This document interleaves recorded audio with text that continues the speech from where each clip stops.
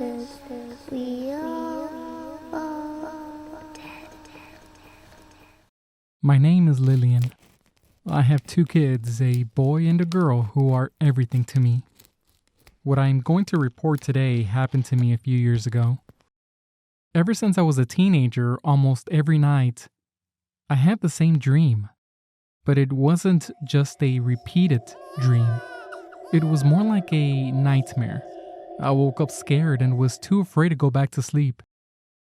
In the dream, I was going down a street with a very high wall, and when I noticed it, I saw a gate and looked through it to see a huge cemetery. I went in and looked at the headstones. They belonged to children of different ages. I was suddenly fascinated when I heard a baby cry. The further I walked, the farther the exit and the clearer the baby's crying became.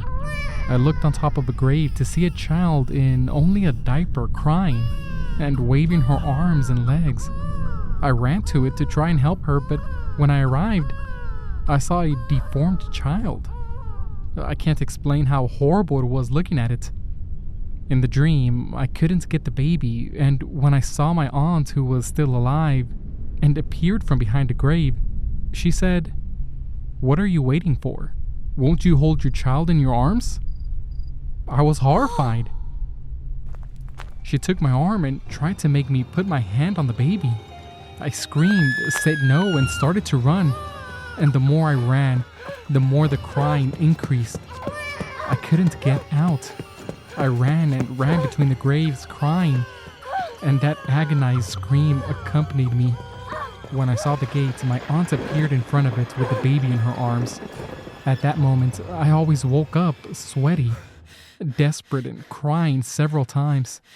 I spent the day with the cry in my head. That's how it was for years. I always had a real panic at the thought that one day I would have a child. Until I got pregnant at 20. I tried not to think about the nightmare and tried to pray a lot, asking God for my child to be healthy. I realized during pregnancy that the nightmare didn't happen anymore. I was glad the torment of the night was over.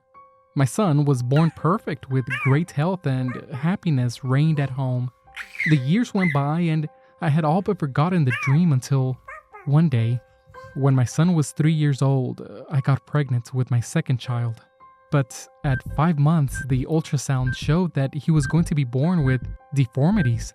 My world collapsed when the doctor said that the best thing to do was to terminate the pregnancy. But I refused. I couldn't believe he would say such a thing because my son was part of me. A few weeks went by until one day, I woke up screaming and crying.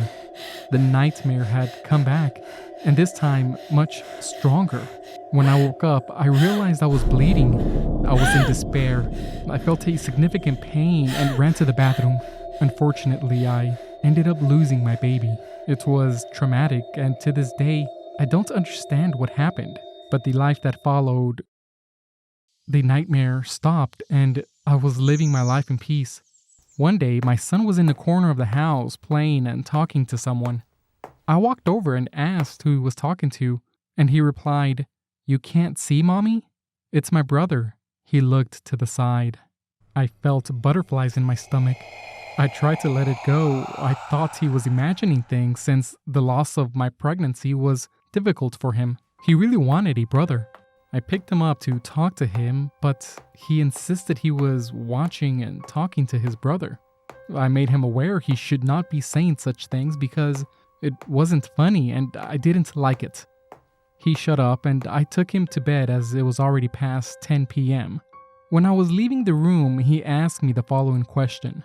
"Mommy, why does my brother have a crooked face? He said I'm bothering you and he loves you a lot more than I do. But Mommy, that's a lie, because I love you so much more than anything in the whole world." I hugged him, but his words bothered me deeply. I left the room feeling like I was being watched. I woke up a few hours later hearing someone running around the house. I thought it was my son who had gotten up. I looked at the door and saw a huge figure passing fast. I lost sleep instantly. My body shuddered and a shiver came over me. I got up running and saw a figure entered where my son was sleeping. The lamp was on and I ran into the bedroom, and that's when I saw a boy with sunken eyes looking at my son. I felt my body freeze and despair seized me. He looked at me without expression and said, "I'm your son, you know." His face instantly changed and he glared at my sleeping son.